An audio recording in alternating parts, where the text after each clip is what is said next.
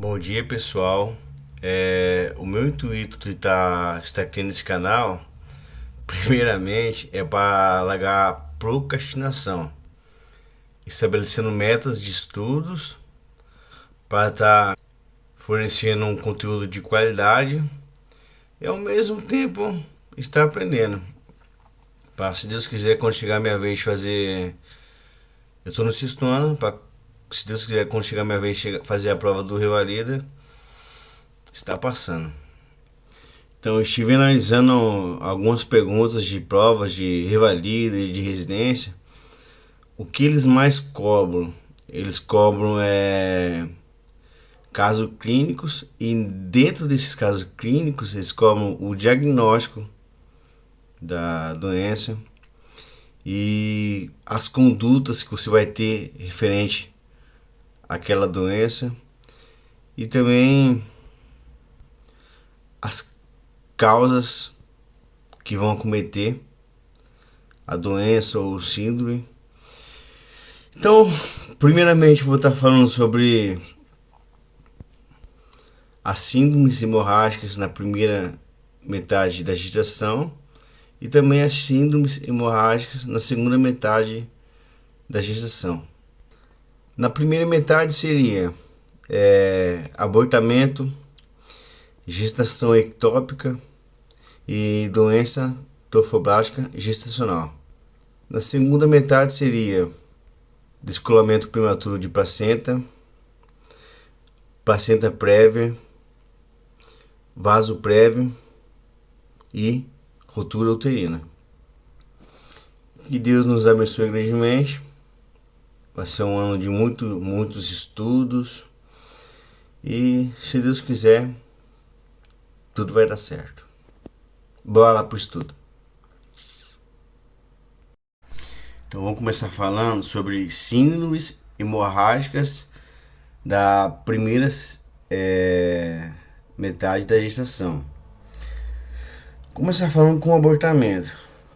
O que seria abortamento? Abortamento seria a interrupção da gestação antes da 20ª semana. Ou também seria quando o conceito, o feto tem um peso inferior a 500 gramas. O abortamento é a primeira principal causa de sangramento na gestação, gira em torno de uns 15%. Então, agora seria interessante a gente saber diferenciar alguns conceitos. O primeiro conceito seria o que é o aborto. O aborto seria o produto resultante do abortamento.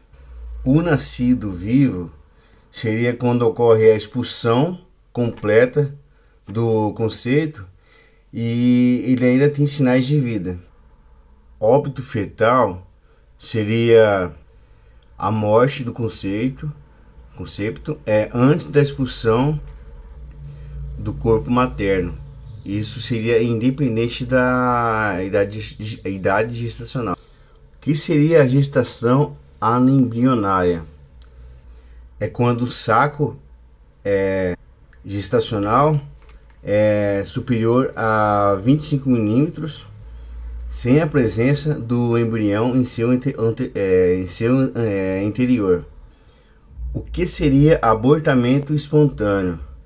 Abortamento espontâneo é a perda involuntária da gestação, podendo ser precoce, inferior a 12 semanas, e tardio, superior a 20 semanas.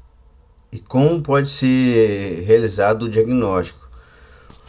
Primeiro, ele pode ser subclínico, que seria com atraso menstrual. Bioquímico, confirmando com beta-HCG. Saco gestacional, que se confirma pela ultrassonografia.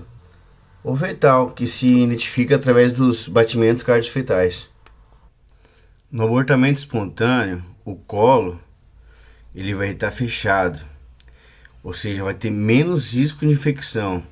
Só que o complicado é que pode ter o CIVD, que seria o CIVD? Seria coagulação intravascular disseminada. Ou seja, a coagulação sanguínea ela é ativada de forma descontrolada. Por um lado não vai ter risco de infecção, mas por outro vai ter essa coagulação intravascular disseminada. Ou seja, os riscos são, de certa forma, quase equivalente a ou superior à infecção. Tá, agora o abortamento infectado. Quais seriam os sinais e sintomas? Um seria sangramento e odor fétido. Outro seria a dor intensa. A secreção cervical é pio sanguinolenta. O colo ele vai estar dilatado.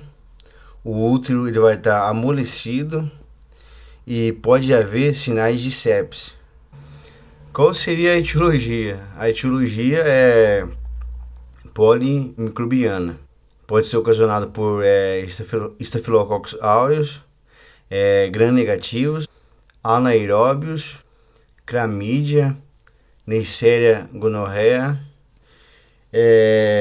Clostridium perfringens. Em geral, o abortamento infectado costuma ocorrer nos abortamentos provocados. E é obrigatório o uso do antibiótico, no caso com a combinação de clindamicina e gentamicina. Acabou a luz. Mas bora continuar. Tá, o próximo seria abortamento habitual. O que seria o abortamento habitual? Quando ocorre uma perda espontânea de 3 ou mais gestações. Quais são as causas? Uma das causas seria insuficiência istmo-cervical. E a outra causa seria síndrome antifosfolipídia. O que seria essa síndrome? Essa síndrome seria quando o sistema imunológico ele ataca erroneamente as proteínas normais do sangue. Pronto, voltou a luz. Tá. A trissomia 16 também é uma causa de abortamento habitual. Fatores ambientais, infecções. E também tem a doença da tireoide e diabetes mellitus. No caso, a doença da tireoide seria o hipotireoidismo. O que seria o aborto provocado? É a interrupção intencional da gestação com que se utiliza fármacos para interromper a gestação. Ou também pode usar de forma mecânica. O aborto provocado seria quando se interrompe a gestação de forma intencional, ou se utiliza forma farmacológica ou formas mecânicas. Tá. Eu falei que em aborto provocado. Agora, falando em questão de leis, em quais situações pode se provocar o aborto? Numa situação que a mãe corre risco de vida, numa situação de estupro e também em uma situação de anencefalia. Nessas situações pode sim se provocar, por lei pode se provocar o aborto. Tá, agora vamos falar da fisiopatologia do aborto. O abortamento é desencadeado por várias causas. Uma delas seria anatômica, que seria a incompetência istmo-cervical ou miomas. Apenas miomas submucoso ou intramurais que alteram a cavidade. Os subserosos não estão associados. Hipotireoidismo, diabetes mellitus, síndrome do ovário poliquístico, infecções como rubéola, sífilis, citomegalovírus, toxoplasmose, trombofilia, síndrome da anticorpo antifosfolipídios imunológicas. Tudo isso pode ocasionar o aborto. Tá. Quadro clínico. Qual é o quadro clínico que a gestante apresenta quando tem um aborto? Primeiro é o sangramento vaginal, a dor abdominal em região hipogástrica, com irradiação lombar, náuseas e vômitos, mal-estar geral. O que se observa no exame ginecológico? Se observa alteração do volume uterino e saída do material ovular, secreção fétida e purulenta no exame especular. No toque bimanual é feito para avaliar o tamanho. Toque bimanual é feito para avaliar o tamanho uterino, a dilatação cervical e a dor, a mobilização do colo. Diagnóstico diferencial: doença turfoblástica gestacional, sangramento não obstétrico por lesão cervical vaginal ou uterina, gestação ectópica e hematoma subcoriônico. Como é que se faz o diagnóstico? Primeiro você tem a suspeita clínica, depois você confirma com a dosagem de beta-HCG e faz a ultrassonografia.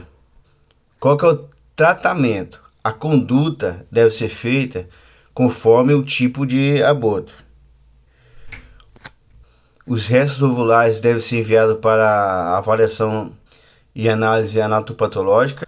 As imunoglobulinas anti-D devem ser aplicadas em mães de RN negativo.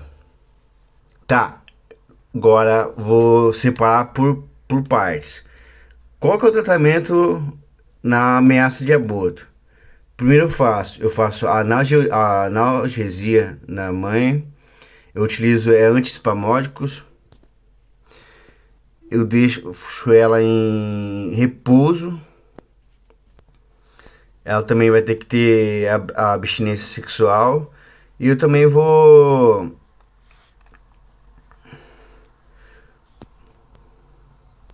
passar ela para um psicólogo para ela ter um apoio emocional. Tá. Agora, qual é o tratamento no aborto inevitável? No aborto inevitável, eu vou internar a paciente, monitorizar ela, prescrever analgésicos e eu vou deixar ela em observação até aguardar a resolução se é um aborto completo ou incompleto em 72 horas. Tá, no aborto incompleto, qual que vai ser minha conduta? Eu vou internar a paciente, monitorizar ela, prescrever analgésicos para ela. Agora, se for uma gestação abaixo de 12 semanas, qual que vai ser a minha conduta? Primeiro, eu vou fazer um esvaziamento uterino com a curetagem. Vou passar ocitocina, 5 unidades internacionais em 500 ml de soro glicosado 5%. Ou fazer a aspiração mecânica intrauterina. Agora, se for acima de 12 semanas, daí eu vou prescrever misoprostol. Para que serve o misoprostol? O misoprostol serve para induzir o parto. Eu vou prescrever misoprostol 200 microgramas Eu vou colocar por via vaginal. Vou fazer de 6 em 6 horas, até a eliminação completa. Se não for o suficiente para eliminar, daí é feito curetagem. Abortamento completo. O que é realizado? É feito a alta com orientações e também um apoio emocional, né? Usar um psicólogo para dar um apoio emocional para essa mãe.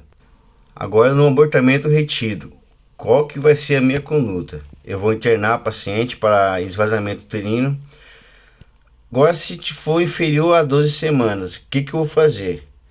Vou prescrever misoprostol, 200 microgramas, por via vaginal, seguido por curetagem com ocitocina após 4 horas. Agora, se for acima de 12 semanas, qual que vai ser a minha conduta? Eu vou prescrever também misoprostol 200 microgramas, via vaginal de 6 em 6 horas, até a eliminação. E pode ser complementado com a curetagem. Qual vai ser a minha conduta relacionada ao abortamento infectado? No início, eu vou dar um suporte hemodinâmico para a paciente, com oferta de O2 e com reposição volêmica. Eu vou solicitar exames gerais, como hemograma, parcial de urina, coagulograma, hemocultura e cultura de secreções vaginais em endometrial. É feito ultrassom transvaginal ou abdominal e, se possível, também raio-x ou tomografia computadorizada abdominal. Antibiótico terapia. A primeira escolha vai ser a associação de metronidazol 500 mg de 8 em 8 horas intravenoso, mas gentamicina 240 mg intravenoso dose única em 45 minutos, mas cefalotina 1 grama intravenoso de 6 em 6 horas. A terapia ela é mantida por 48 horas. Daí então é dado alta com antibióticos por via oral por mais 10 dias. Cefalexima 500 mg de 6 em 6 horas, mais metronidazol 400 mg de 12 em 12 horas. É feito curetagem com ocitocina 20 unidades internacionais. Se contaminação da cavidade ou coleção intracavitária, pode ser feito laparotomia. Eu confundi, falei, mas é laparotomia. Agora, e se comprometimento extenso, daí eu faço histerectomia.